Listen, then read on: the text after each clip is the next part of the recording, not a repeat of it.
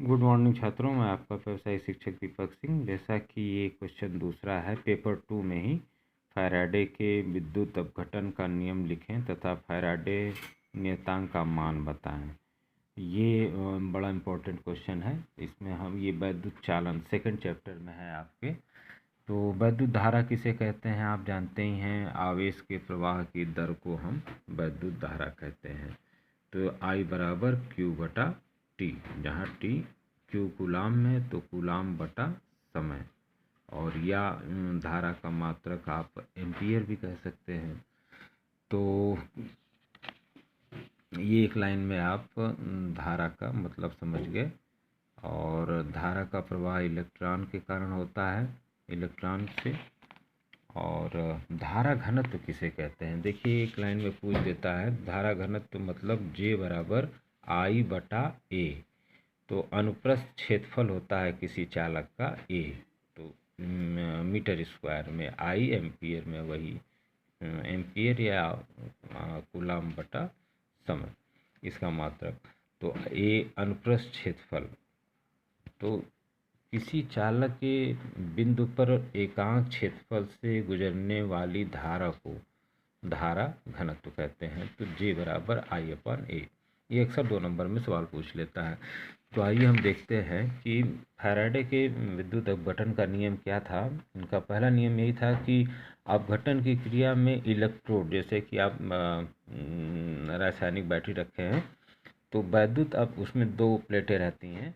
तो वैद्युत अपघटन की क्रिया में इलेक्ट्रोड पर मुक्त हुए कुल पदार्थ का द्रव्यमान, मतलब एक इलेक्ट्रोड पर अगर आप उसमें करंट देते हैं तो उस पर जो कुल पदार्थ का द्रव्यमान है वह वैद्युत अपघट के विलयन में, जो उसका विलयन पानी उसके अंदर है, प्रवाहित होने वाले संपूर्ण आवेश की कुल मात्रा के अनुपाती होता है, अर्थात यम समानुपाते Q।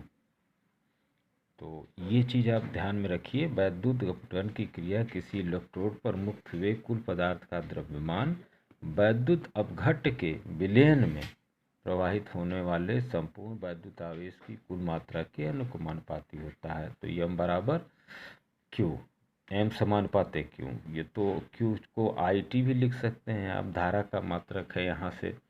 और इसी को जब नियतांक को बराबर किया जाता है तो ZIT लग जाता है। इसी Z को हम विद्युत रासायनिक तुल्यांक कहते हैं। ये फैराडे के प्रथम नियम में है। 1 नंबर में भी ये चीज़ पूछ लेता है और पूरा 8 नंबर में भी दूसरा नियम देखते हैं। यदि विभिन्न विद्युत, अगर आपका विलयन में विभिन्न वैद्युत अपघट में विलयन के समान आवेश अर्थात समान प्रबलता की धारा समान समय के लिए प्रवाहित की जाए तो विभिन्न इलेक्ट्रोडों पर मुक्त द्रव्यमान उनके रासायनिक, विद्युत नहीं, रासायनिक तुल्यांकों के बराबर होंगे, अर्थात M1 बटा W1, M1 बटा W2, M2 बटा W3। और यही W जो है आपका रासायनिक तुल्यांक है। तो ये आपका फैराडे का दूसरा नियम है। और नियतांक में सीधे F बराबर W बटा Z, क्योंकि W आपका जो है ये ऊपर वाला रासायनिक तुल्यांक है और Z आपका विद्युत रासायनिक तुल्यांक है। तो इसी के अनुपात को हम फैराडे का नियतांक कहते हैं। ये भी आपका करीब 8 नंबर का क्वेश्चन बनता है।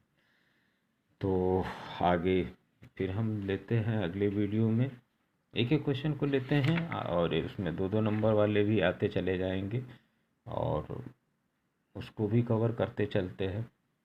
तो विद्युत में चालन मुक्त इलेक्ट्रॉनों के कारण होता है। ये सब 1-1 नंबर के सवाल हैं। और जो हमने आपको इधर धारा घनत्व तो मैंने आपको बताई I/J। अच्छा, एक चीज़ और आपको इसके अंदर आती है, ओमीय तथा अनोमीय परपथ क्या है। आपने हाई स्कूल में पढ़ा होगा ओम का नियम, V समानुपाते I। तो ओमी परपथ, जो पदार्थ ओम के नियम का पालन करता है उसे ओमीय परिपथ उससे बनेगा, और जो नहीं करता है वो अनोमी करेगा, जैसे अर्धचालक। तो चालक तो ओमी का काम करेगा, लेकिन अर्धचालक अनोमी परिपथ बनाएगा, ऐसे बनेगा। तो ओम का नियम में सीधा होगा, लेकिन इसमें जो है टार्च का बल्ब आपको डीसी है तो इस तरह से बनेगा। या फिर डीसी डायनेमो का कार्य समझाएं, इस तरह का सवाल आपका बन जाता है। अन्योन प्रेरण क्या है? अन्योन प्रेरण मतलब अगर एक कुंडली में, जैसे ट्रांसफार्मर में एक कुंडली में जब हम धारा देते हैं तो ऑटोमेटिक दूसरी कुंडली में भी धारा उत्पन्न हो जाती है, इसे हम अन्योन प्रेरण कहते हैं। इसी सिद्धांत पर ट्रांसफार्मर काम करता है। एसी तथा डीसी धारा में तुलना करिए तो आप अच्छी तरह से जानते हैं कि डीसी जो है धारा ये महंगी होती है और एसी सस्ती होती है। नंबर 2, एसी को आप दूर तक ले जा सकते हैं, डीसी को दूर तक नहीं ले